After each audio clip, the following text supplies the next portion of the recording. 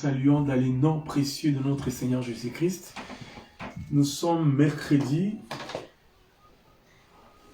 7 avril 2021. C'est notre rendez-vous, notre culte d'études bibliques dans les thèmes que nous exploitons aujourd'hui et que nous allons exploiter aussi, que nous avons commencé un peu depuis le début de ce mois de mars. C'est la grâce et le fonctionnement du cœur de Dieu à l'égard de l'homme. La grâce, le fonctionnement du cœur de Dieu à l'égard de l'homme. Et nous allons poursuivre dans ces thématiques encore cet après-midi ou ce soir. Vous avez vu, nous avons changé de cadre. Nous sommes en train de nous adapter par rapport aux décisions du gouvernement qui nous a de nouveau reconfinés. Du coup, nous avons ces cadres à la maison où nous avons essayé d'adapter pour pouvoir répondre favorablement à notre rendez-vous que nous avons chaque mercredi. Donc désormais, jusqu'au changement que nous espérons avoir dans ces pays, eh bien, nous allons travailler avec vous dans ces cadres. Gloire au Seigneur. Nous ne voulons pas nous laisser abattre par rapport à tout ce qui se passe. Nous croyons à un Dieu puissant qui est au-delà et au-dessus de toutes choses. Raison pour laquelle, quoi qu'il en soit, nous continuons à lui servir et aussi à faire sa volonté au quotidien. Bien, je disais que nous avons commencé un voyage dans la parole du Seigneur et la thématique c'est la grâce et le fonctionnement du cœur de Dieu à l'égard de l'homme. La grâce et le fonctionnement du cœur de Dieu à l'égard de l'homme. C'est ce que nous avons vu quasiment pendant 3 mercredis, je pense. Aujourd'hui, nous allons le voir. Le Seigneur nous a recommandé de revenir sur ces sujets pour essayer encore de renforcer notre pensée et nous donner à peu près la pensée qui va nous amener à notre point de chute par rapport à ces thématiques. Bien, comme je dis souvent, nous sommes dans un culte d'études bibliques, un culte, nous voulons aussi rendre gloire au Seigneur, nous voulons l'adorer, nous voulons les bénir, nous voulons les louer. Pourquoi? Pour les souffles de vie qu'il a donné à chacun de nous. Dieu nous a protégés, Dieu nous a gardés et quoi qu'il en soit, nous sommes dans sa présence et entre ses mains et il nous fait énormément de bien. Donc il y a de quoi les louer, il y a de quoi l'adorer, il y a de quoi l'exalter.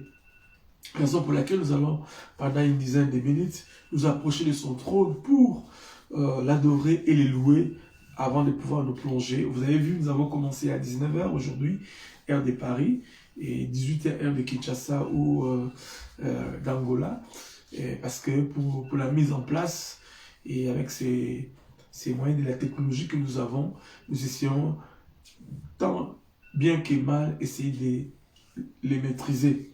Et nous sommes tous seuls en train de faire ce travail. Et au four au moulin, ce n'est pas évident. Voilà pourquoi nous avons commencé en retard. Et peut-être désormais, nous commencerons à 19h pour nous donner le temps de pouvoir nous préparer du point de vue technique et installer notre programme. Voilà, nous allons prier. Je ne sais pas, nous avons commencé une semaine de Pâques, si je dois le dire ainsi. Parce que les dimanches, nous avons célébré la Pâque. Les dimanches, chacun de nous a été reconnaissant de l'œuvre de la croix. Il a célébré la Pâque d'une façon ou d'une autre. Nous sommes allés dans nos églises pour pouvoir l'adorer. Nous avons partagé, que dis-je, nous avons assisté à la Sainte Seine. Nous avons partagé les repas du Seigneur. C'était pour nous une expression de reconnaissance. Du reste, c'est ce qu'il a dit dans sa parole. Faites ceci en mémoire de moi. Chaque fois que vous en boirez, chaque fois que vous partagez, mangez ces pains, vous vous souvenez de ce que moi, j'ai accompli à Golgotha. Raison pour laquelle, bien-aimé, ce soir, toujours dans ces mêmes élans de reconnaissance à Dieu pour tout ce qu'il a fait dans notre vie et pour tout ce qu'il continue à faire, nous allons les louer, nous allons l'adorer. Lui dire merci pour ses bienfaits. Lui dire merci parce qu'il est bon pour nous. Lui dire merci parce qu'il est bon pour toi, pour moi. Alléluia. Seigneur, nous te rendons grâce à ces cultes. Nous voici, Seigneur, en ces moments. Nous voici dans ces cultes l'action de grâce. Que dis-je? Ces cultes d'études bibliques. Nous sommes là, Seigneur, pour adorer ton nom. Nous sommes là, Seigneur, pour louer ton nom. Nous sommes là, Seigneur, pour exalter ton nom. Nous sommes là, Seigneur, pour élever ton nom. Élever le nom de celui qui est assis sur le trône. C'est toi notre roi, c'est toi notre Dieu. Alléluia. Si nous sommes là, c'est parce que c'est toi qui permets que nous puissions nous approcher de toi. Les souffles de vie, c'est toi qui nous les donnes. Seigneur, merci. Les souffles de vie, c'est toi qui nous les donnes. Merci, Seigneur Jésus, en ces moments. Merci en ces moments dans ta présence. Seigneur, nous sommes en ces cultes de type biblique pour, Seigneur Jésus, centraliser la parole dans notre vie. Nous voulons que la parole atteigne un niveau d'apogée dans notre vie. Raison pour laquelle nous aimons ta parole. Seigneur, merci pour ces moments. Mon frère et ma soeur qui me suivent en ces moments, et ceux qui vont nous suivre en différé, vont devoir, Seigneur, aussi, ensemble avec nous, t'adorer, te louer et t'exalter. Comment ne pas glorifier ton nom, Seigneur? Comment ne pas magnifier ton nom? Comment ne pas sanctifier ton nom, Jésus? Comment ne pas exalter celui qui est assis sur le trône? Comment ne pas, Jésus, reconnaître ta Seigneurie? Je te rends grâce, Seigneur, Seigneur. Je te rends grâce ce soir. Je te rends grâce ce soir. Je te rends grâce ce soir. Je te rends grâce ce soir. Pour cette étude biblique, Seigneur. Je te rends grâce ce soir. Pour ces moments que tu rends possibles. Je te rends grâce ce soir. Seigneur Jésus, pour ma vie. Pour la vie de mon frère. Pour la vie de ma soeur. Je te rends grâce ce soir. Pour tout ce que tu fais dans nos vies, Seigneur. Alléluia. Je te rends grâce ce soir. Seigneur, le souffle de vie, c'est toi qui nous l'as accordé. Oh Jésus. Louange à ton nom, Seigneur. Louange à ton nom, Jésus. Louange à ton nom, Jésus. Louange à ton nom, Jésus. Louange à ton nom, Jésus. Louange à ton nom, Jésus. Louange à ton nom, Jésus. Alléluia. Alléluia. Alléluia. Alléluia, Jésus. Alléluia, Jésus. Louange à ton nom, Jésus. Louange à ton nom, Jésus. Louange à ton nom, Jésus. Louange à ton nom, Jésus. Merci, Seigneur, pour ces moments. Merci, Seigneur, pour ces instants. Merci, Seigneur, pour ces instants. Je te loue, je te recommande ces instants. Nous voulons passer ces moments d'étude biblique avec toi. Nous voulons cogiter autour de ta parole. Saint-Esprit, aide-nous à réfléchir selon ta pensée. Saint-Esprit, parle-nous ce soir. Parle à mon frère, parle à ma soeur. Parle à moi-même. Beaucoup plus à moi-même, Seigneur. Encore plus à moi-même, Jésus. Encore et encore à moi-même, Jésus. J'ai plus besoin de ça que les autres. J'ai plus besoin de ta parole que les autres. Alléluia. Merci Jésus pour ta grâce. Merci Jésus pour ta grâce. Merci Jésus pour ta grâce. Merci Jésus pour ta grâce. Nous voulons commencer cette étude avec toi. Seigneur Jésus, parle-nous. Saint-Esprit, parle. Tu as dit dans ta parole, Jésus. Oh, my God, my God. Tu as dit dans ta parole que ces livres de la loi ne s'éloignent point de ta bouche. Médite-les jour et nuit.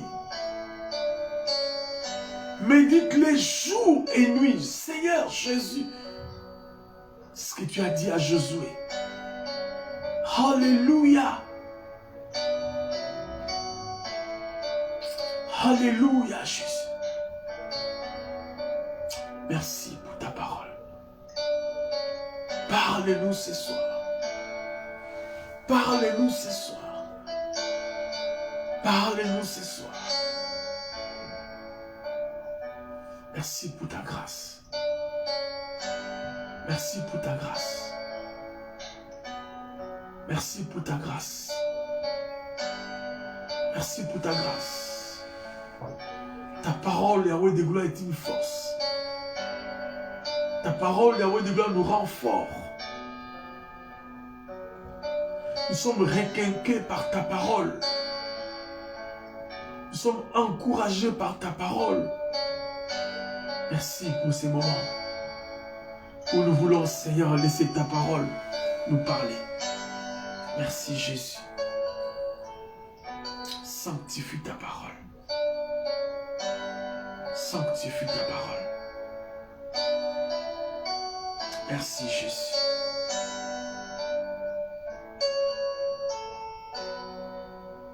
Sanctifie ta parole. Merci, Jésus. Parle-moi. Parle-nous par ta parole. Bénis ces moments d'étude biblique. Communique ta pensée. Alléluia. Merci, Jésus. Dans le nom de Jésus, je ainsi prié. Amen. Bien-aimé, il est beau et agréable d'être dans sa présence, de vivre des instants de communion avec lui. Notre Dieu est merveilleux. Bien, je disais tantôt que nous sommes en train peut-être de chuter ce soir, parce qu'on reviendra plus tard sur ça aussi, parce qu'on ne pourra jamais finir ça. C'est difficile. Le Seigneur nous aidera. Nous étions en train d'étudier un thème que nous avons dénommé la grâce et le fonctionnement du cœur de Dieu à l'égard de l'homme.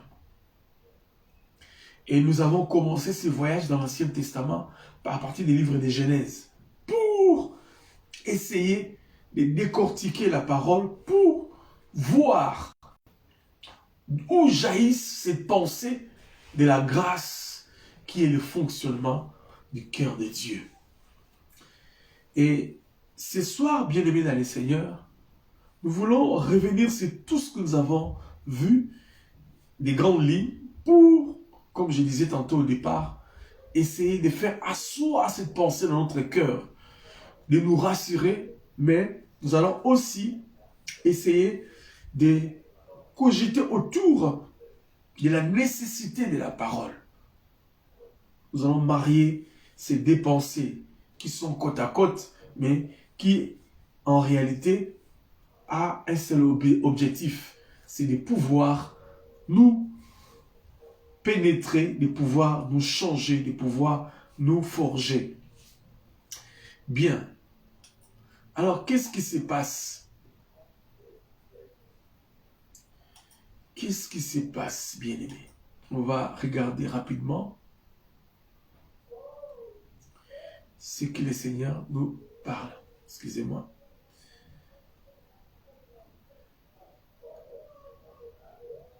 Nous allons regarder.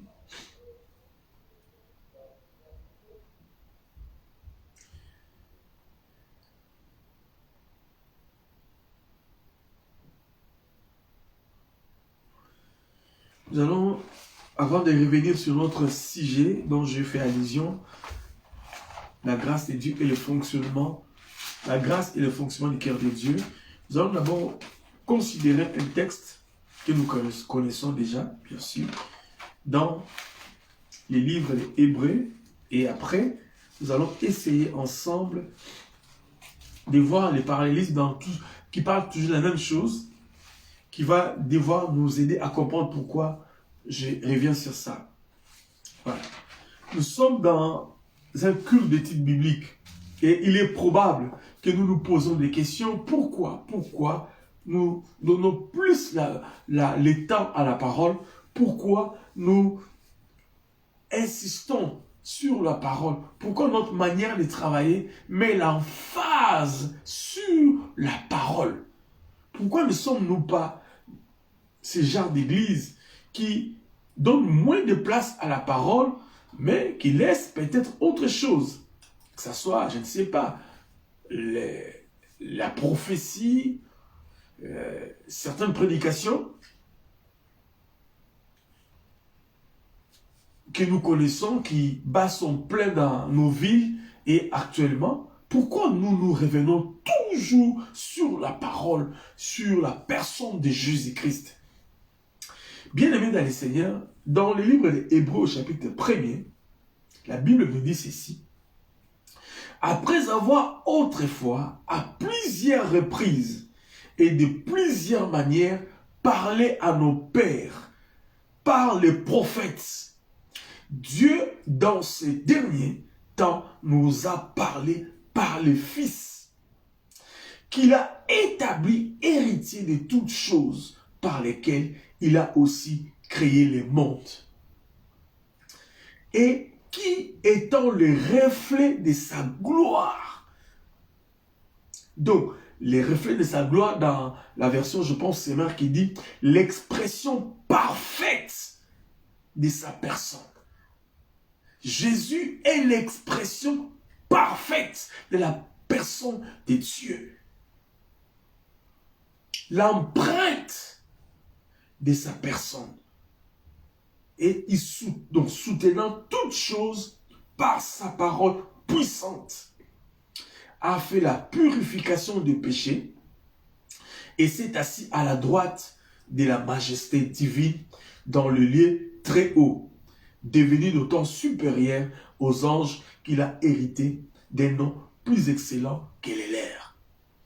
Bien-aimés, nous mettons l'emphase sur la parole et la parole, donc sur les Écritures. Pourquoi? Parce que la Bible nous le dit clairement. Bien-aimés dans le Seigneur, les prophètes autrefois recevaient des ainsi dit le Seigneur pour donner un conseil, une direction au peuple de Dieu. Mais en ces temps derniers, Dieu parle par sa parole. Pourquoi? Parce que autrefois, la parole, nous ne l'avons pas encore. Elle n'était pas complètement et totalement accomplie. Ils avaient le Torah, ils avaient l'ancienne alliance, les prophètes et les lois. Et Jésus est venu accomplir la volonté du Père. Et nous avons, nous, maintenant, la possibilité de consulter la parole qui est le conseil divin et qui est l'exclusivité de la pensée du Seigneur. Raison pour laquelle, bien-aimés dans le Seigneur, nous mettons l'emphase sur la parole. Et vous verrez, bien-aimés, nous commençons par Genèse, nous allons partout, nous essayons de consulter la Bible dans sa totalité pour pouvoir nous enrichir sur la connaissance de Dieu pour la vie de chacun de nous. Et nous allons voir, donc,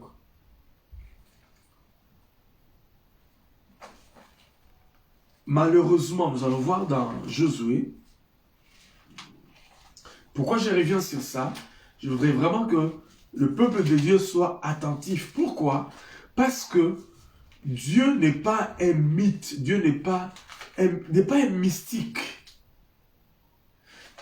Les hommes et femmes, en ces temps de la fin, ont transformé l'évangile comme une histoire mystique. Il faudrait des thèmes mystiques. Il faudrait des démonstrations mystiques, je ne sais de quoi, pour pouvoir attirer, captiver la pensée des gens. Dieu est dans sa parole, dans toute sa simplicité. Nous connaissons Dieu lorsque nous cogitons, lorsque nous méditons, lorsque nous regardons la parole. Et cela, c'est depuis la nuit des temps, bien-aimés. Raison pour laquelle nous revenons sur ça pour nous encourager à être des hommes et des femmes qui connaissent la parole. Je vais avancer. Je disais tantôt dans Josué, voilà.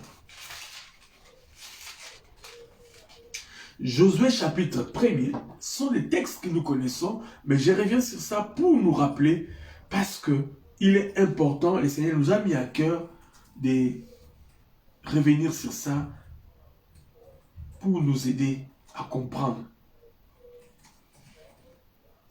ou nous encourager carrément à aimer la parole. Et voilà pourquoi je reviens sur ça selon la recommandation du Seigneur. Hébreu, qu'est-ce qu'il dit? Josué, chapitre 1er, verset 8.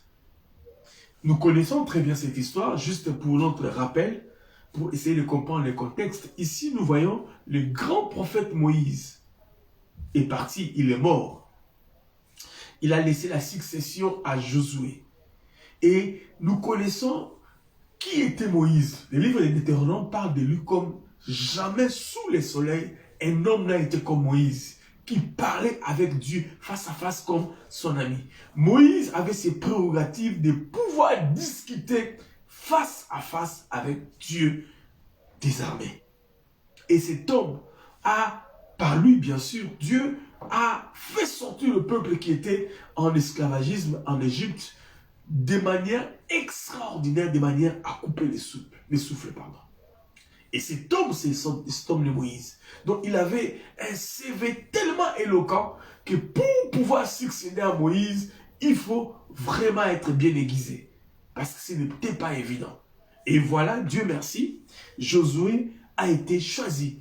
Dieu a jeté, s'est démoli sur Josué pour pouvoir succéder à Moïse. Et Josué maintenant était devant ces challenges. Pourquoi Dieu a jeté son dévolu sur Josué? Ça, c'est une parenthèse. Mais Dieu merci, Josué a été choisi comme le successeur de Moïse. Gloire au Seigneur. Mais maintenant, il fallait relever les challenges. Non simplement amener le peuple d'Israël, que dis-je, le peuple hébreu, pour rentrer dans la terre promise, mais aussi travailler de façon, pas à effacer les traces de Moïse, mais à relever les défis. Parce qu'un successeur, qu'est-ce qu'il dit? Un succès sans successeur, c'est un échec.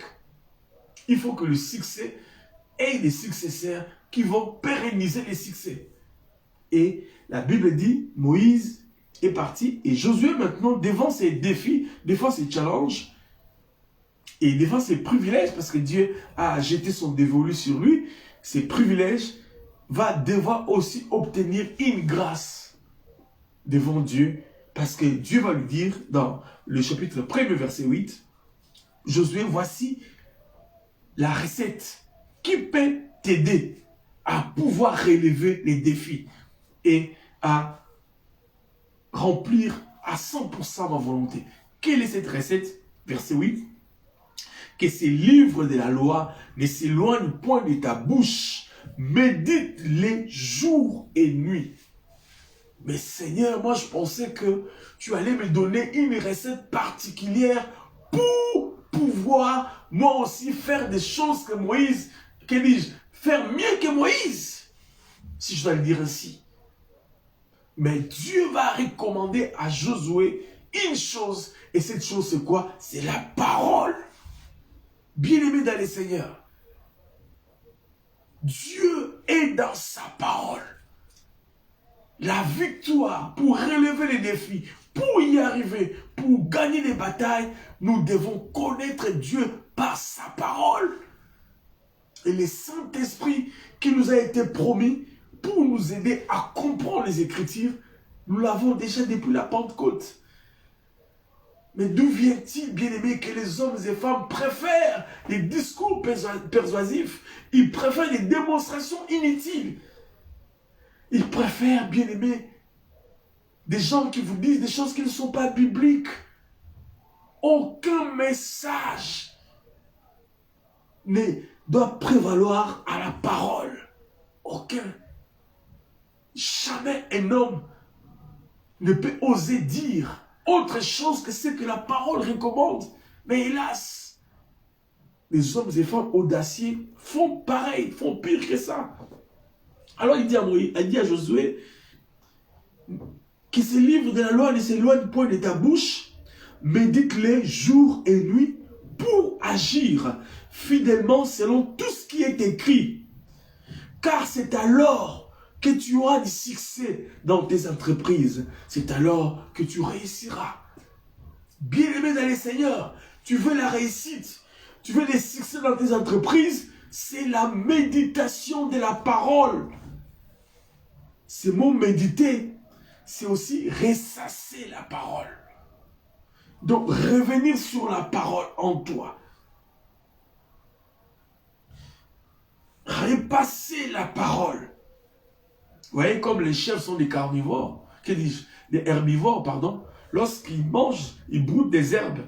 Lorsque les chèvres broutent des herbes, après quelque temps, il fait repasser encore les herbes qu'elle a broutées, ou pardon, qu'elle a broutées sur sa mâchoire pour pouvoir de nouveau encore marcher.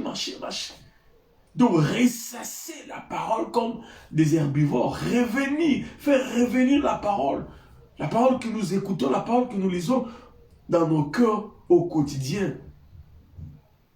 C'est ce que Dieu veut que nous fassions, méditer et jour et nuit. C'est alors, nous aurons comme conséquence, nous réussirons dans nos entreprises. Et nous allons avoir du succès dans nos entreprises, et c'est alors que nous réussirons. Méditons la parole et mettons en pratique fidèlement tout ce qui est écrit, tous les conseils divins. Parce que la Bible, c'est la constitution du ciel. C'est la constitution divine. Et nous nous sommes établis sur cette constitution divine, bien-aimés dans le Seigneur. Les centres évangéliques, la bannière extension des Nantes, s'appuie sur la parole. Bien-aimé, j'aime la parole. Comme je le dis toujours, j'aime la parole. Lorsque je me mets dedans, je me perds. Je me perds. Et je ne remercierai jamais assez Docteur Manou, que je lis souvent, qui m'a aidé à cogiter, à savoir comment cogiter la parole. Bien-aimé, c'est cela, des recommandations que nous avons reçues ce matin alors que j'étais en train de réfléchir sur ça. Le Seigneur m'a mis à cœur et dit, reviens d'abord sur ça. Et nous allons aller rapidement sur quelques informations que nous connaissons, que j'aimerais que nous puissions revenir. Voilà. Donc, Dieu n'est pas mystique, ou l'évangile n'est pas une sorte de mysticisme. L'évangile n'est pas une sorte de mysticisme. L'évangile, c'est la parole, c'est l'annonce de la rédemption. L'évangile, c'est l'annonce de la grâce qui est, comme j'avais dit, comme nous l'avons commencé à étudier, le fonctionnement du cœur de Dieu.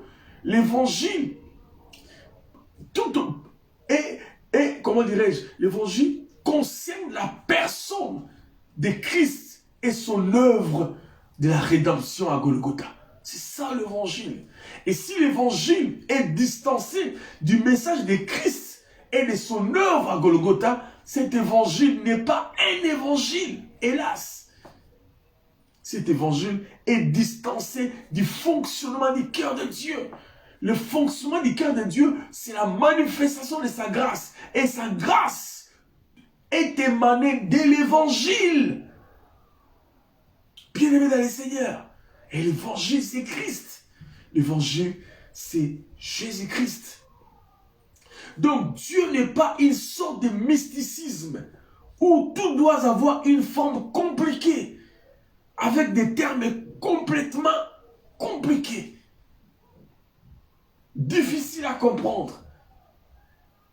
Mais ils le font pour impressionner. Bien aimé, la prédication de l'évangile, c'est la prédication de la croix, c'est la prédication de l'œuvre salvatrice, c'est la prédication de Yoshua Mashiach, pardon.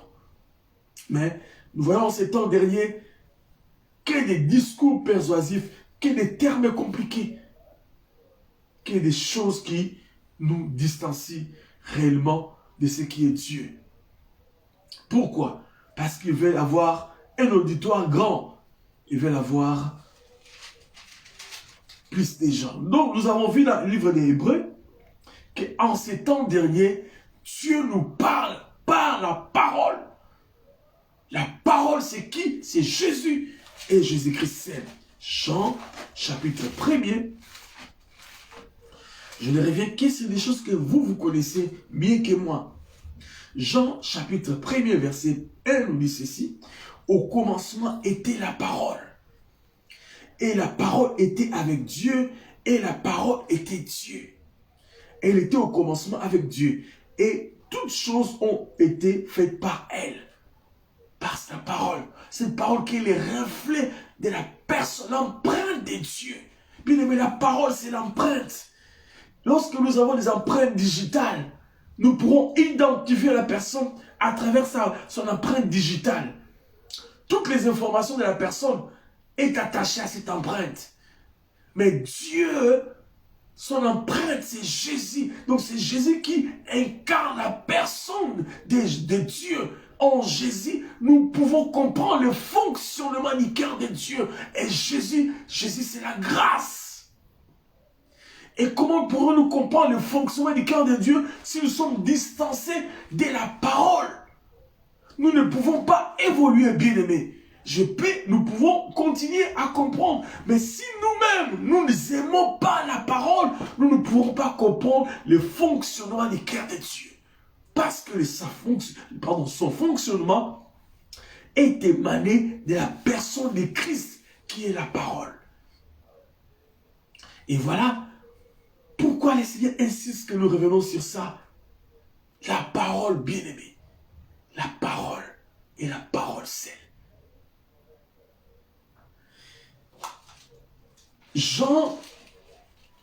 Un Jean, nous allons lire un Jean. Vous allez comprendre, nous sommes en train de faire une étude biblique, donc du coup, nous avons tellement de versets à lire. 1 Jean chapitre 1er, verset 1 nous dit ceci. Ce qui était dès le commencement, ce que nous avons entendu, ce que nous avons vu de nos yeux, ce que nous avons contemplé, et ce que nos mains ont touché concernant la parole de vie. Car la vie a été manifestée et nous l'avons vue. Nous lui rendons témoignage et nous vous annonçons la vie éternelle. Waouh, nous reviendrons sur ça. Qui est auprès du Père et qui nous a été manifestée. Ah bon? Donc la vie éternelle a été manifestée? Oui, la vie éternelle a été manifestée à la personne de Jésus-Christ. Il est pleinement Dieu et il est pleinement homme. Dieu, Jésus-Christ de Nazareth. L'empreinte de Dieu. Il a été au jour de sa chair, ici sur la terre, dans les rues de Jérusalem, Galilée, etc. Et ici, Jean est en train de mettre l'emphase en disant que l'évangile, que dis-je, les messages ou la parole qu'il annonce aux chrétiens, c'est Jésus. Les choses qu'ils ont vues, les choses qu'ils ont touchées, la vie éternelle qui s'est manifestée ici-bas, au jour de sa chair. Cette vie éternelle, c'est Jésus. Donc Jésus est la vie éternelle. Jésus est l'arbre de la vie éternelle. Je vais y revenir. Et c'est ce qu'ils sont en train de... Donc, bien aimé, l'évangile ou l'annonce ou la parole, c'est la vie éternelle. La parole, c'est le bâtiment, c'est l'expression. La parole est l'expression du bâtiment du cœur de Dieu. Si nous voulons comprendre le fonctionnement du cœur de Dieu, qui est la grâce, nous ne pouvons pas aller ailleurs. N'allons pas consulter autre chose que la parole. C'est seulement dans la parole que nous pourrions, bien aimé, appréhender le battement du cœur de Dieu ou le fonctionnement de son cœur, qui est l'expression de sa grâce. Nous ne pouvons pas saisir cela ailleurs. Mais là, il continue, il dit, car la vie a été manifestée et nous l'avons vue, nous lui rendons témoignage et nous vous annonçons la vie éternelle qui était auprès du Père. Ah bon? Et qui nous a été manifestée. Waouh! Retenez très bien ça. Ce que nous avons vu, entendu, nous l'annonçons à vous aussi, afin que vous aussi, vous soyez en communion avec nous. Je reprends. Ce que nous avons vu et entendu de la bouche du Messie. Et ils ont vu la vie éternelle au jour de sa chair ici. Et ce sont ces choses-là qu'il nous annonce. Et il dit, nous vous l'annonçons à vous aussi, afin que vous aussi, vous soyez en communion avec nous. Or, notre communion avec le Père est avec son Fils, Jésus-Christ. Et nous écrivons ces choses afin que notre joie soit parfaite. Bien-aimés, vous voyez, nous ne pouvons pas comprendre le fonctionnement du cœur de Dieu, qui est la grâce, loin de ces livres. Loin de ces livres qui s'appellent la parole. C'est la parole qui incarne en elle toutes les informations liées au fonctionnement du cœur de Dieu. Nous avons vu avec Josué, vous voulez du succès, vous voulez réussir dans vos entreprises, vous voulez gagner les batailles, vous voulez relever les challenges. Il n'y a pas 1000 choses à faire, il n'y a pas 33 choses à faire. Restez dans la parole. Lisez la parole. C'est ce qu'il a dit. Il a dit ceci. Médite-les jour et nuit pour agir. Les gens lisent tout simplement la première partie. La seconde partie, c'est pour agir fidèlement. Pas agir en désordre. Pas agir comme nous voulons, mais agir fidèlement selon ce qui est écrit. C'est alors conséquence. Donc, par ricochet. Donc, c'est-à-dire, lorsque nous aurons médité, lorsque nous aurons appliqué, lorsque nous serons fidèles à l'applicabilité de la parole, selon tout ce qui est écrit, ils disent, car c'est alors que tu auras du succès dans tes entreprises. C'est alors que tu réussiras. Oh Seigneur, aide-moi, Seigneur, à méditer ta parole, à vivre pour ta parole. Et la Bible dit, nous le connaissons, Josué est entré en triomphe sur la terre promise. Il a vaincu, Jéricho et les rois et tous ces mondes-là pour donner au peuple d'Israël la terre promise qui leur a été promise par le Seigneur. Et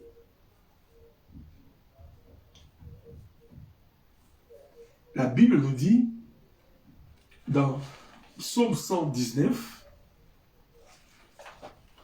le psaume le plus long, que nous connaissons, Psaume 119, verset 105. Je reviens sur ça parce que le Seigneur vraiment a insisté sur ça. Oh Seigneur, aide-moi. Psaume 119, verset 105 nous dit ceci. Ta parole est une lampe à mes pieds et une lumière sur mon sentier. Ta parole est une lampe à mes pieds et une lumière sur mon sentier. Bien-aimé dans les Seigneurs, qu'est-ce qui est une lumière? Qu'est-ce qui est une lampe? La parole. La parole. Et Jésus a dit plus tard dans les évangiles, je suis les chemins. Non seulement je connais les chemins, mais je suis moi-même les chemins, la vérité et la vie. Donc c'est Jésus qui est la vérité et la vie. C'est lui les chemins. Donc la lampe dont on fait allusion, c'est la parole. C'est Jésus. Et observons un peu les textes. Il dit, car ta parole est une lampe à mes pieds. Une lampe qui est à ses pieds, sur la trajectoire. Merci, excusez-moi. Et si on peut comprendre cette pensée. Lampe à tes pieds. Voyez-vous, bien aimé, lorsque vous avez une torche, vous voulez vous déplacer dans l'obscurité, sur un sentier. Dans un sentier, lorsque vous braquez la lumière, même si nous conduisons la voiture, vous voyez, quand nous sommes au volant, lorsque nous roulons, eh bien, nos phares projettent sur un rayon.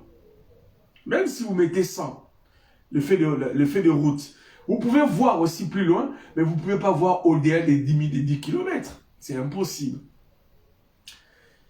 Lorsque vous mettez même le feu de route, vous voyez sur un rayon donné. C'est ce que ça veut dire. Ça veut dire que cette parole vous conduira jusqu'à la destination. Mais qu'est-ce qui va se passer? Progressivement, elle va être pour vous une lumière sur sur vos pieds. À vos pieds. Donc ça dit sur un rayon donné. Mais curieusement, cette même lumière-là vous accompagne et au bout du compte, lorsque vous arrivez à destination, vous vous rendez compte que non, elle a été pour moi une lumière sur mon sentier, sur mon chemin. Qu'est-ce que ça veut dire dans ces textes? C'est que ça veut dire que Dieu, par moment, je ne dis pas de manière exclusive, de manière absolue, mais à 90% quand même, Dieu ne nous révèle pas totalement le chemin par lequel il nous demande que nous puissions passer. Il peut te révéler le commencement, alpha et oméga. Mais au milieu, il reste Emmanuel, lui-même gère. Il te dit que tu deviendras X. Donc il te projette dans le futur, pendant que tu es dans le présent, mais il ne te donne pas avec exactitude les chemins pour arriver dans ton futur.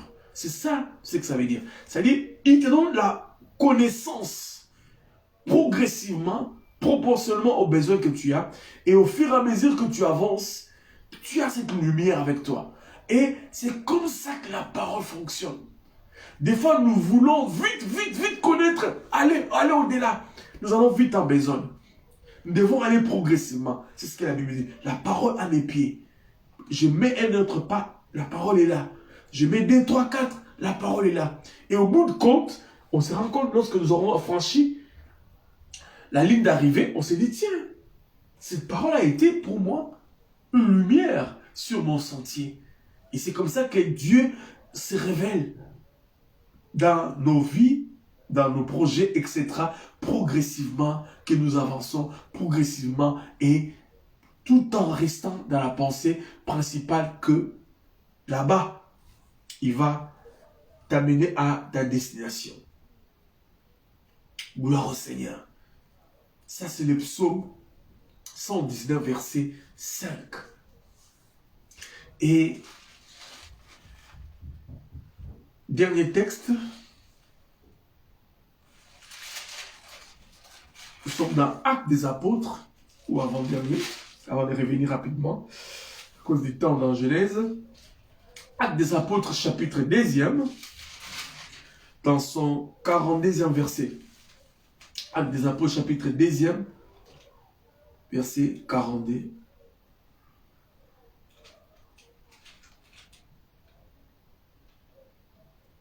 Je vais commencer au verset 40. Non, je prends le verset 41. Donc je prends 41 et je vais aller m'arrêter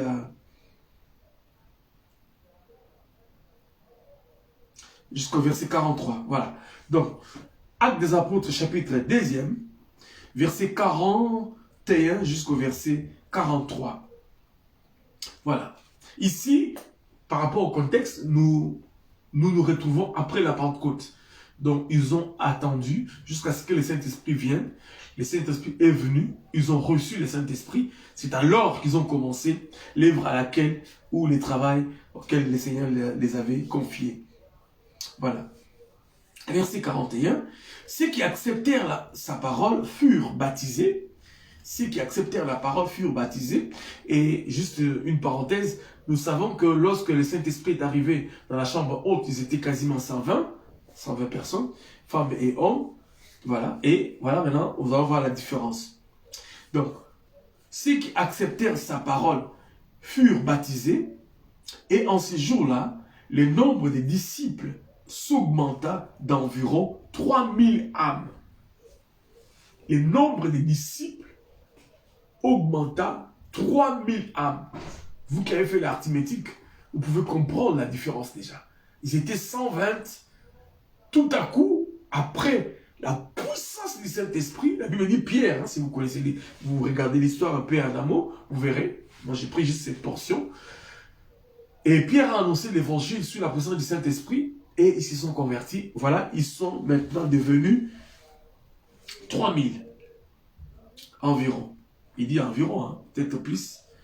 Et je parie, comme la Bible souvent nous le dit, sans compter les femmes et les enfants, s'il est probable que c'était ainsi, donc imaginez, 3000, si nous imaginons, il y avait 1500 couples, donc ça fait fadé, ça fait 3000 couples, 3000 personnes, plus 1500, on est dans les 4500. Si on ajoute un enfant par couple, donc on est dans les 1500. Ouais, donc on est déjà, on était à 4500, plus 1500, on est dans les 6000.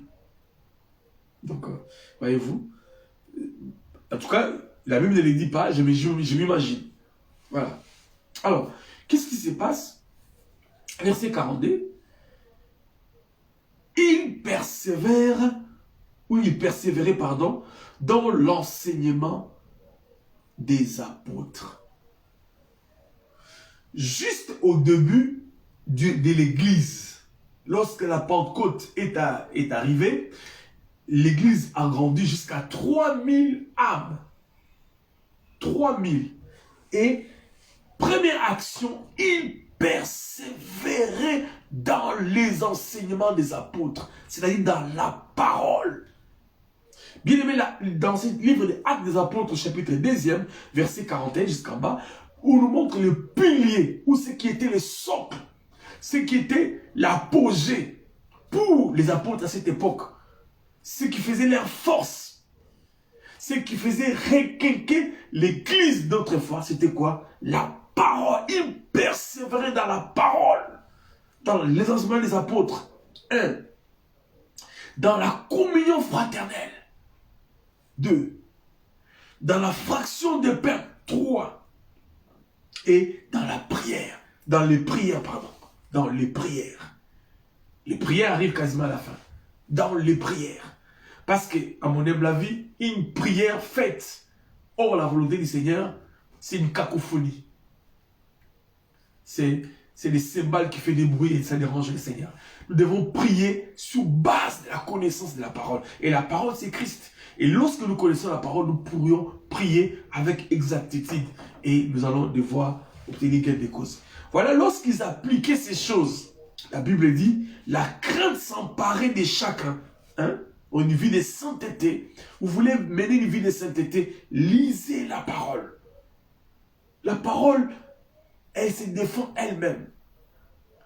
lis la parole, prêche toute la parole, tout l'évangile, bien-aimé. Parle de la parole. Même si c'est dur, mais c'est la parole. Elle-même va devoir créer ce qu'elle a à créer dans nos vies. Et, conséquence, la crainte s'emparait. Voyez-vous, ce n'était pas d'abord les miracles d'abord au départ. La crainte, il craignait Dieu. Ça, ce n'est pas la crainte dans le sens d'avoir peur de quelqu'un, mais c'est le respect, la révérence. Il craignait Dieu, dont la crainte s'emparait de chacun. Et il se faisait beaucoup de miracles et de prodiges. Waouh! Bien-aimés dans le Seigneur, vous voulez des miracles? Vous voulez des prodiges dans votre vie? Eh bien, ce soir, je vous parle de quelque chose qui est, je peux dire, le moyen par excellence que vous pouvez obtenir gain de cause. La parole. Alléluia.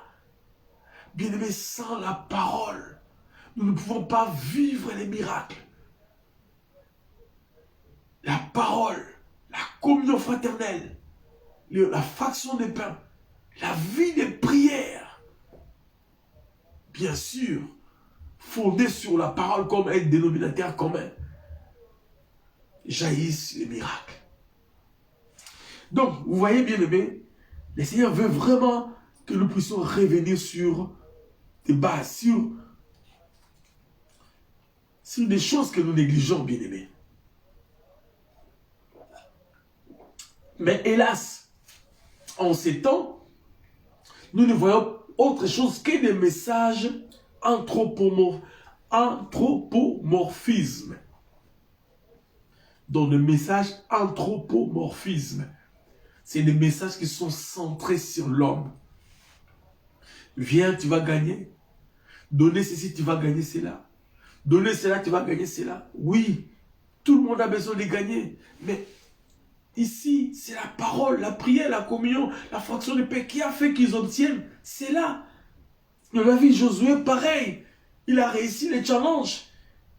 Passez-moi l'expression, il a battu Moïse, le grand Moïse. C'est une façon de parler, excusez-moi. Donc, comment il a fait? C'est pas parce qu'il a sémé ou il a fait quoi que ce soit. Ce n'est pas mauvais de s'aimer. Mais c'est parce qu'il méditait la parole. Et il la mettait en pratique. Voilà, bien aimé, nous ne pouvons pas appréhender le fonctionnement du cœur de Dieu avec certitude si nous sommes distancés de la parole.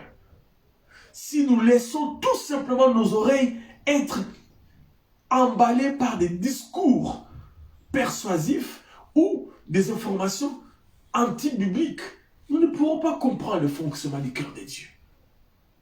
La grâce qui est le fonctionnement du cœur de Dieu ne peut être comprise que dans ces cadres où nous nous focalisons sur la parole.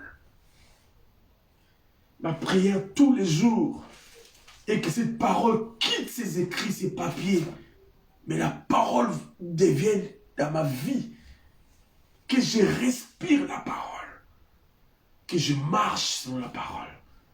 Un challenge difficile dans ce monde compliqué, corrompu. Que Dieu nous fasse grâce. Voilà, bien aimé, ce dont le Seigneur voulait vraiment que nous insistons avant de pouvoir évoluer. Nous avons vu la dernière fois par rapport à notre thématique, la grâce et le fonctionnement du cœur de Dieu. Nous avons vu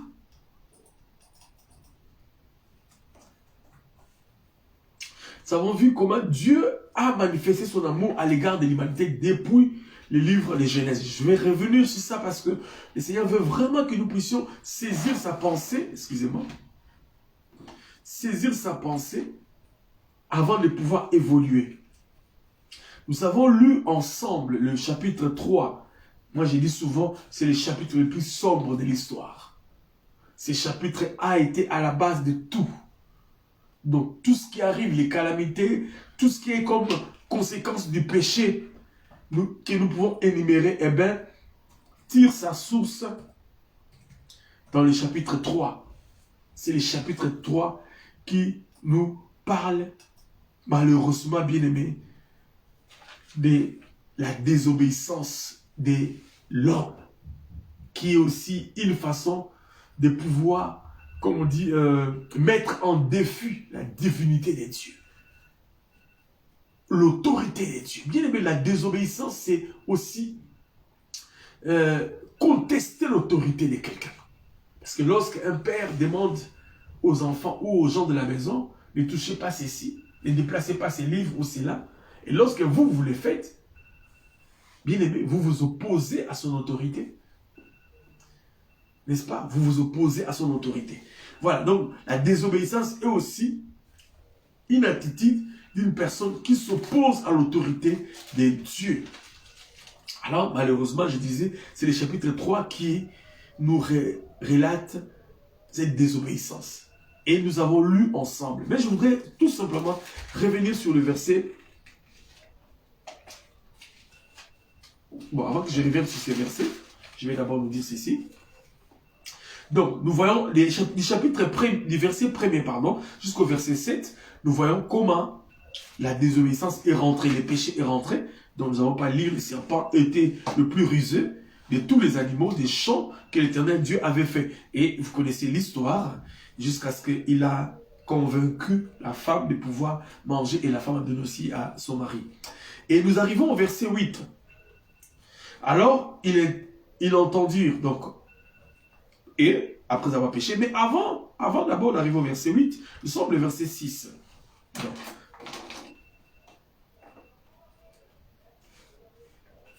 Donc, au début, chapitre 3, du premier verset jusqu'au verset, je vais dire même 6, l'homme a désobéi, l'homme s'est opposé à l'autorité de Dieu, il s'est méconduit, et lui-même, il a résolu, au verset 6, la Bible dit,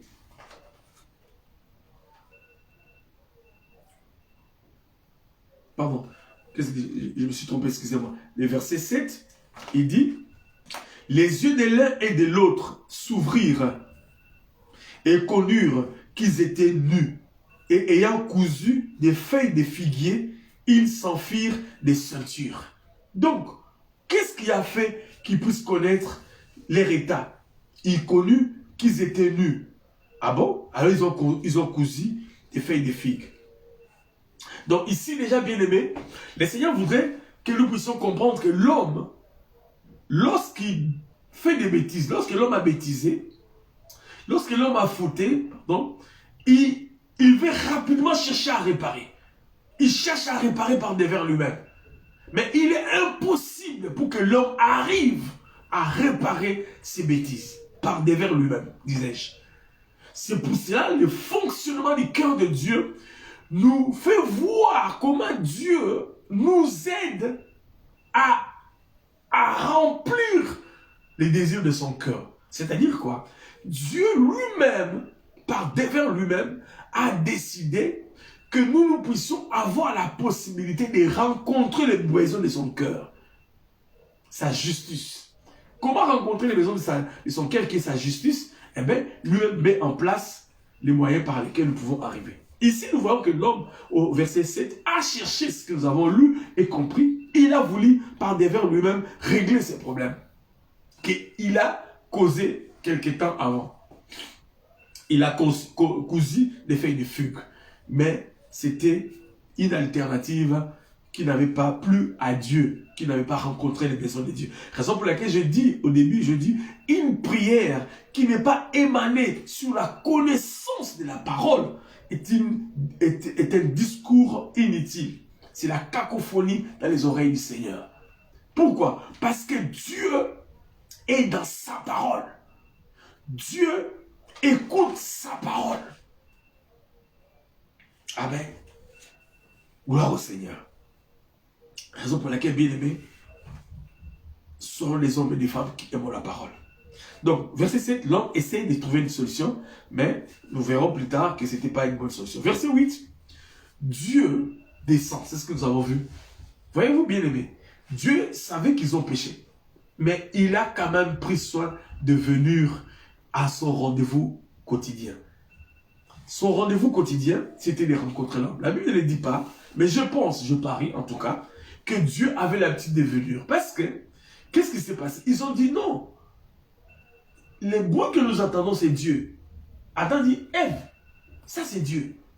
Alors moi, je me suis posé la question, comment ils ont su que c'est Dieu? C'est parce qu'ils étaient habitués à voir Dieu venir. Donc, ils étaient habitués à pouvoir passer du temps chaque soir avec lui. Ils connaissaient comment il arrivait. Ils avaient la connaissance. Dieu merci, ils avaient encore cette connaissance. Pourquoi? Parce que Dieu avait cette habitude. Donc, je pense à 90% que Dieu descendait chaque soir pour parler avec son peuple. C'est ça déjà, l'un des éléments que nous avons vus était les fonctionnements du cœur de Dieu. Dieu veut rester au milieu de son peuple. Donc, première information à retenir, l'homme ne peut pas par devers lui-même se sauver. L'homme ne peut pas atteindre la volonté du Seigneur. L'homme ne peut pas accomplir les désirs du cœur de Dieu. C'est ce que nous avons vu la dernière fois lorsque nous avons parlé de la tour de Babel. La tour de Babel, les gens qui ont construit la tour de Babel avaient comme but de pouvoir rencontrer Dieu. C'est bien de vouloir rencontrer Dieu, mais rencontre Dieu sur base de ses principes. Appuie-toi comme béquille la parole. C'est ce que je dis et je reprends encore la nécessité, bien aimé, de connaître la parole. La parole a l'exclusivité de la pensée du Seigneur dans sa totalité. Et ils ont voulu atteindre Dieu par devers eux-mêmes. Dieu les a confondus par les langues. Les langues, à l'époque de la tour de Babel, étaient un moyen de punition. Comme à l'époque de Noé, c'était l'eau. À l'époque de Sodome et Gomorrhe, c'était le feu. À l'époque de la tour de Babel, c'était les langues qui étaient un moyen de pouvoir faire tomber sur eux la justice de Dieu. Excusez-moi. Dieu a dit, voyez-vous, Dieu est extraordinaire. Dieu a dit que ces gens-là, comme ils sont unis là, ils ne vont pas s'arrêter.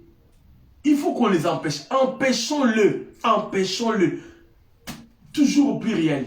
La divinité, Père, Fils et Saint-Esprit, décidé pour pouvoir empêcher les hommes. Pourquoi ils voulaient les empêcher? Parce qu'on peut se poser la question, bien-aimé. Mais pourquoi il fallait laisser ces hommes arriver vers Dieu? Non, ils ne pouvaient pas arriver vers Dieu ils ne peuvent pas arriver vers Dieu par devers eux-mêmes. Bien-aimé, c'est exactement le fonctionnement. Bien-aimé, le fonctionnement du cœur de Dieu est extraordinaire. Des fois, vous avez l'impression que Dieu vous fait mal. Il ne vous fait pas du mal. C'est pour vous faire du bien qu'il fait ainsi. Le battement du cœur de Dieu dans ta vie, frère, ma soeur, peut arriver des fois à être imagé comme une contradiction. Mais c'est pour ton bien. C'est pour mon bien. Ne cherchons pas les sorciers à gauche, à droite. Ne cherchons pas, je ne sais pas, des démons ou je ne sais pas quoi que ce soit, bien-aimé. Des fois, Dieu permet ces choses pour notre bien. Pour notre bien, pour notre bien.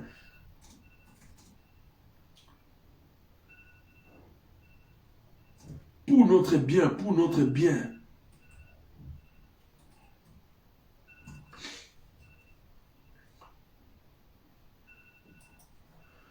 Donc, on va revenir, mais regardons d'abord ça. Donc, nous avons lu et nous avons vu ça la fois passée, mais c'est important que nous revenions. Donc, le fonctionnement du cœur de Dieu, c'est connaître comment lui fonctionne. Et comment Dieu fonctionne, c'est dans sa parole. La tour de Babel est relatée dans le livre de Genèse, chapitre 11. À partir du verset 1er, nous voyons la tour de Babel. Comment les choses se sont passées. Alors, je prends le verset 4. Et dire encore, ça c'est les hommes. Là, ils avaient la même langue. Hein? Donc après Noé. Et dire encore, allons bâtissons-nous une ville et une tour dont les sommets touchent les ciels et faisons-nous un nom, afin que nous ne soyons pas dispersés sur la face de toute la terre. Faisons-nous un nom. Bien aimé, c'est l'orgueil. Ils veulent faire un nom, ils veulent se connaître, ils veulent qu'on les connaisse. Et la Bible dit au verset 5, l'Éternel descendit pour voir la ville. Ils ont bâti une tour qui était élevée. Et du reste, cette tour, cette image de la tour de Babel, est le symbole de l'Europe aujourd'hui. On ne va pas y aller dans cette direction à cause des temps. Bref, ils ont bâti une tour pour pouvoir se faire un nom. Laisse que Dieu te donne un nom, mon frère. Laisse que Dieu te donne un nom, ma soeur. Et ils voulaient se faire un nom.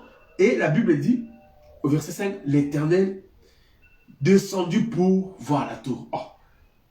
Si vous lisez ces textes, ça ne vous dérange pas, bien aimé? Et ils ont fait une tour élevée, mais Dieu est quand même descendu.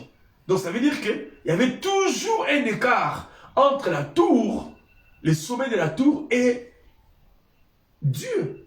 Donc comme pour dire, ils n'ont pas pu atteindre leur but. Ou bien ils étaient en voie peut-être. Mais tout simplement aussi pour nous enseigner, pour nous dire que nous pourrions tout faire, humainement parlant, pour atteindre Dieu. Jamais nous arriverons à atteindre Dieu. Bien aimé, raison pour laquelle n'essayons pas d'atteindre Dieu par devers nous-mêmes. Le fonctionnement du cœur de Dieu, c'est la grâce. Pour atteindre Dieu, il faut passer par la grâce. Et la grâce est totalement remplie dans sa parole. Et ces hommes n'ont pas pu, et Dieu lui-même est descendu. Parce qu'ils n'arrivaient pas. Dieu est infiniment, infini, éloigné de nous. Nous ne pouvons rien faire pour arriver. Exactement comme Adam et Ève. Ils ont essayé de résoudre les problèmes par devers eux-mêmes. Et Dieu dit, l'Éternel est descendu pour voir la tour, et la tour qui bâtissait les fils des hommes.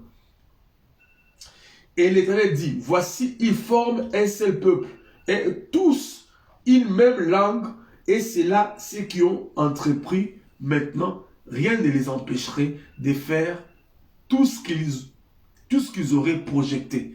Donc, lorsque les hommes sont unis dans le mal, et rien ne les empêcherait de faire du mal. Et Dieu ne voulait pas les laisser se morfondre dans les péchés. Dieu ne voulait pas qu'ils soient dans la boue du péché. Dieu avait besoin de régler ses problèmes. C'est le fonctionnement de son cœur. Maintenant, il dit au verset 7, allons descendons. Bien aimé, au pluriel. Père, Dieu le Père, Jésus-Christ et le Saint-Esprit. Nous croyons à la Trinité bien-aimée. Et il est descendant et là, confondons leur langage afin qu'ils n'entendent plus la langue les uns les autres. Donc, bref, ici, dans la tour de Babel, c'était une malédiction. Donc, les langues étaient une malédiction pour pouvoir être, donc, pour que Dieu arrive à punir les enfants d'Israël, les enfants de cette époque, pardon, c'était pas Israël, excusez-moi, c'était par ces langues, à la tour de Babel. Bien aimé, nous pourrons bâtir tout ce que nous pouvons bâtir. Nous pouvons, je ne sais pas, mais cela ne peut pas nous aider à arriver. Et c'est ce qu'ils ont fait ici au chapitre 3, verset 7. Et ça n'a pas marché. Et voilà, Dieu est descendu, ils ont entendu Dieu et ils se sont écartés. Ils ont fui dans les arbres parce qu'ils connaissaient ces dieux. Alors Dieu est descendu. La Bible dit, Dieu est descendu, mais l'Éternel, verset 9, mais l'Éternel Dieu appela l'homme et lui dit, où es-tu? Vous pensez que Dieu ne les avait pas vus? Dieu savait qu'ils avaient péché, mais le battement de son cœur, c'est la grâce. Il voulait venir toujours vers l'homme. Dieu aime l'homme. Donc j'ai dit au départ, l'homme ne peut pas par lui-même se sauver. C'est ce que nous avons vu aussi avec la tour de Babel. Segundo, Dieu aime l'homme. Mais Dieu hait les péchés. Mais Dieu aime tellement l'homme. C'est ce que nous sommes en train de vouloir comprendre. Et Dieu, à partir du verset 9, mais l'Éternel Dieu appela l'homme et lui dit, où es-tu? Dieu cherche l'homme. Bien aimé, Dieu te cherche, Dieu me cherche. C'est pas que Dieu ne le voyait pas, mais Dieu ne pouvait pas le voir, passez-moi l'expression, parce que ils avaient en eux la sémence du péché. C'était une façon pour nous faire comprendre que si nous nous distançons de Dieu par le péché, nous nous éloignons aussi d'une façon passez-moi l'expression, de sa vision, quoi. De sa vision. Nous devons rester à côté de Dieu. Parce que lorsque nous péchons, nous sommes éloignés de son radar et nous pouvons nous faire beaucoup du mal. Gloire au Seigneur. Alors, verset 9, il a cherché et ils ont répondu, verset 10, il répondit, j'ai entendu ta voix dans le jardin et j'ai eu peur, parce qu'il s'adressait à Adam. Hein. Adam, où es-tu? Adam, où es-tu? Il répondit, j'ai entendu ta voix dans le jardin et j'ai eu peur, parce que je suis nu. Ah bon? Tu es nu? Comment tu sais que tu es nu? Ah ben Seigneur, je suis nu. Ah, comment tu sais que tu es nu? Et je me suis caché, c'est ce qu'il a dit. Au lieu de dire que nous sommes cachés, pourtant ils se sont cachés les nez. Mais je ne comprends même pas. Qu'est-ce qui se passe ici? Il dit, Éternel Dieu dit, qui t'a appris? Il s'adresse toujours à Adam. Voyez-vous bien la responsabilité qui était la sienne. C'est lui, le maître de la maison. C'est lui, les chefs. Et le péché est rentré de sa faute aussi. Parce qu'il n'a pas su gérer son foyer. Donc voilà. Il y a eu une discussion à cause des temps. On va passer ça. Et nous arrivons au verset 21. Si Dieu n'avait pas la grâce, il les aurait laissés comme ça en se disant, bon, comme vous êtes méconduits, nous vous laissons comme ça, faites ce que vous voulez, c'est votre problème. Parce que vous n'avez pas écouté ma volonté, eh bien, je vous laisse à vos risques et périls. Mais la Bible dit, au verset 21, l'Éternel Dieu fit à Adam et à sa femme des habits de peau. Et il les a revêtus. Donc, il les a revêtus d'habits de peau d'animal. Ici, déjà, de manière indirecte, nous pouvons comprendre entre les lignes, pour avoir la peau d'un animal, il faut que l'animal soit mort. Donc, nous voyons déjà maintenant Dieu commencer à introduire aussi les moyens par lesquels que lui veut que l'homme puisse saisir afin d'être sauvé. Ce n'est pas par la tour de Babel. Ce n'est pas par confectionner une tenue des feuilles de fugue. Ce n'est pas pour se cacher entre les arbres. C'est de pouvoir faire ce que Dieu veut. Et ici, nous voyons l'animal mort pour pouvoir couvrir par sa peau la nudité de ses hommes. Et c'était l'expression de l'amour de Dieu ou de la grâce de Dieu. Dieu vient à leur secours. Donc Dieu n'a pas jeté les bébés et l'eau du bain, comme on dit. Mais il a pris les bébés et il a jeté la saleté. Mais là, c'est le verset 22. Je crois qu'on va s'arrêter peut-être par là. Et le Seigneur vraiment voulait que nous puissions essayer d'insister pour essayer de verrouiller, voyez-vous, des vis. Et peut-être mercredi prochain, nous allons encore revenir et on va progresser. Mais nous voulons vraiment verrouiller, bien-aimés. C'est la parole de Dieu. C'est la Bible qui est l'exclusivité du salut. Et nous ne pouvons pas nous distancer de ça, même si elle est des fois amère. La Bible dit, lorsque les enfants d'Israël étaient en train de manger la Pâque, ils mangeaient la Pâque, le pain sans levain, donc les brebis qu'ils ont tuées, mais aussi, ils avaient ils mangeaient aussi des herbes amères. Un peu comme des salades, hein? Mais c'était amer. Des fois, bien aimé, la parole est amère. La vie chrétienne, des fois, est amère. Les épreuves, la souffrance, les difficultés. Mais Dieu permet à ce que nous puissions vivre cela pour notre bonheur. Pour notre bonheur. Mais est-ce que sommes-nous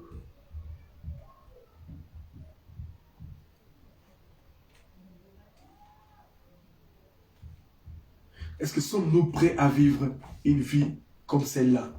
Alors Dieu va confectionner un habit avec la tenue de peau d'animal.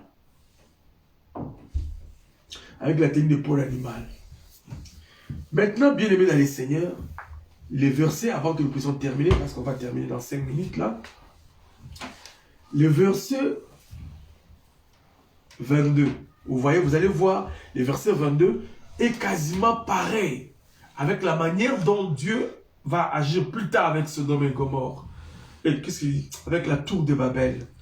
Et à chaque fois, vous verrez que Dieu, on parle du singulier et on parle du pluriel.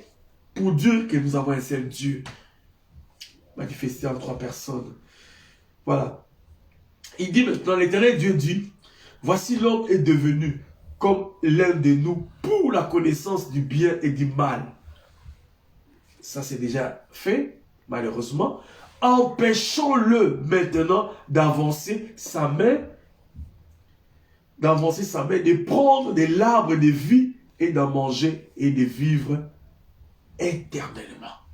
Dieu va encore une fois de plus manifester le fonctionnement de son cœur, son caractère qui est la grâce. En faisant quoi? Il va chasser nos parents, Adam et Ève, du jardin d'Éden, les chasser et mettre, si vous regardez, mettre les chérubins pour protéger l'arbre de vie éternelle. Pourquoi? Parce qu'il a dit, si ils mettent la main sur l'arbre de vie, ils vont vivre éternellement. Mais comment ils vont vivre éternellement? Ils vivent éternellement dans l'état auquel ils sont, dans le péché. Donc ils allaient vivre éternellement comme Lucifer. Mais Dieu aime l'homme, bien-aimé. Dieu aime l'homme. Il ne voulait pas que l'homme vive éternellement dans le péché. Il a dit non, je sors du jardin. Il a mis les chérubins. Les chérubins, si vous voyez même, lorsqu'il a demandé à Moïse de pouvoir fabriquer l'arche de l'alliance sur le propitiatoire, il y a aussi les chérubins qui protègent quoi? Qui protègent la divinité, qui protègent l'éternité.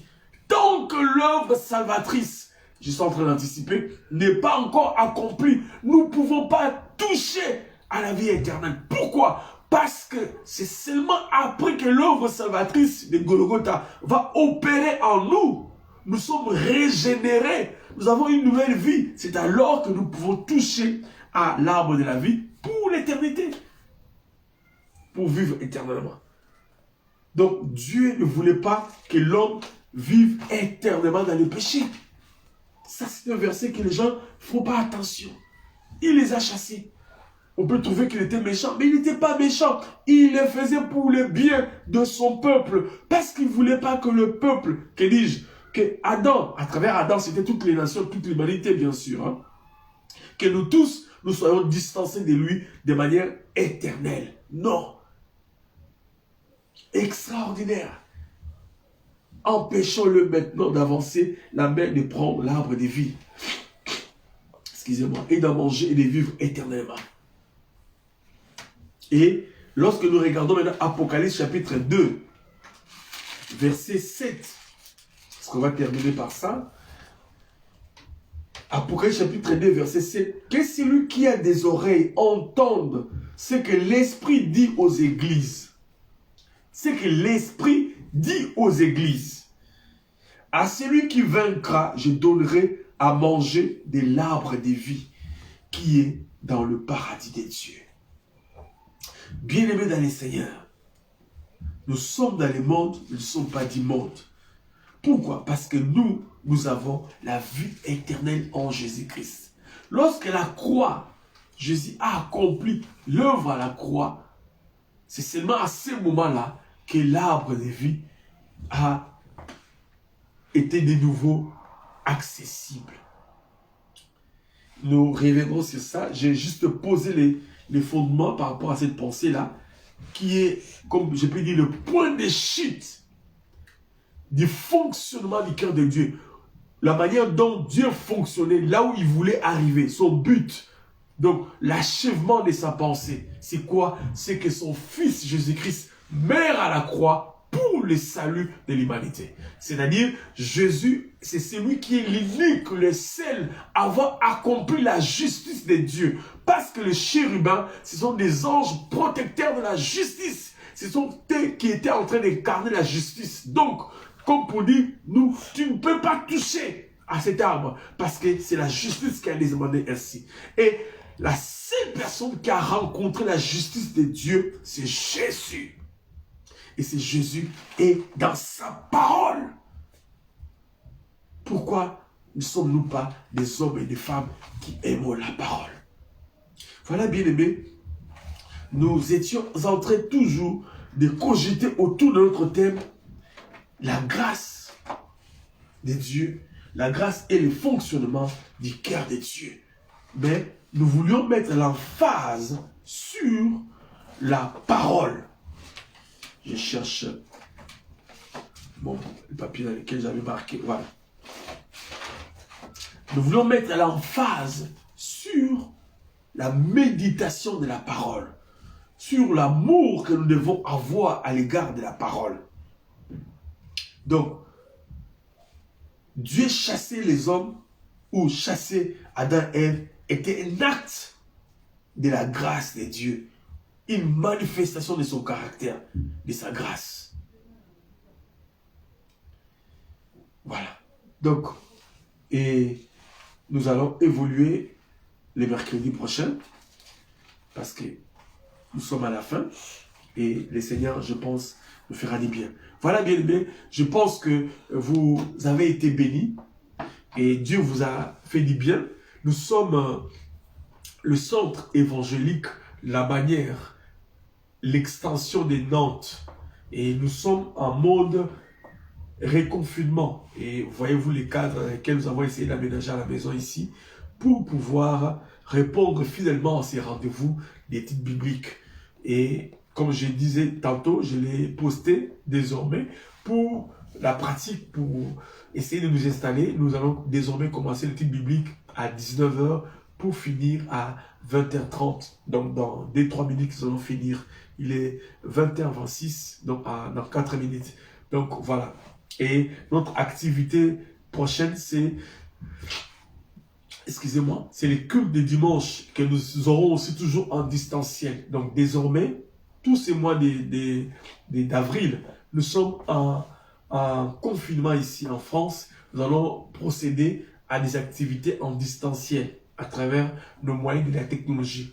Nos canaux digitaux vont nous servir des plateformes, des moyens pour pouvoir vous atteindre chez vous à la maison, je ne sais pas, au travail, au parc, partout où vous êtes. Donc, abonnez-vous dans notre chaîne YouTube, aimez nos pages Facebook, et c'est à travers ces moyens que nous allons procéder pour pouvoir vous atteindre. Donc, chaque lundi, je reprends nos programmes. Chaque lundi, nous avons un programme que nous avons dénommé Parole d'encouragement. Et depuis les lundis passés, nous avons commencé un carnaval de la parole. Nous allons aligner des hommes et des femmes qui connaissent Dieu, qui sont versés dans les Écritures pour nous enseigner.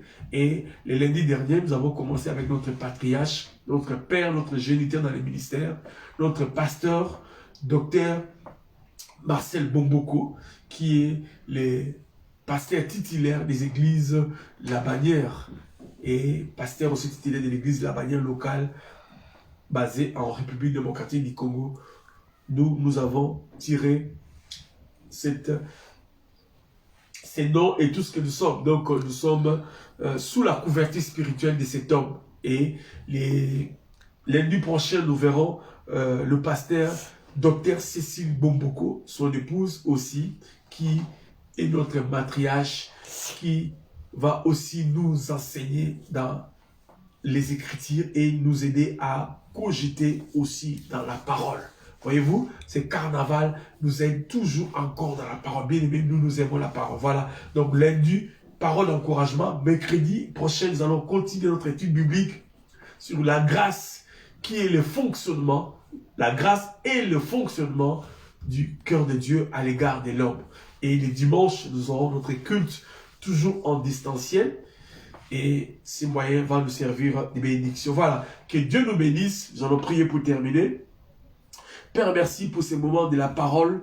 Nous voulons être des hommes et des femmes comme les chrétiens de Béret qui aiment la parole. Ces hommes de Béret n'ont pas eu peur de pouvoir cogiter après que l'apôtre Paul, le grand apôtre Paul, ait annoncé les Écritures. Pourquoi? Pas parce qu'il manquait de respect à l'apôtre Paul, mais c'est parce qu'il voulait se rassurer de la parole.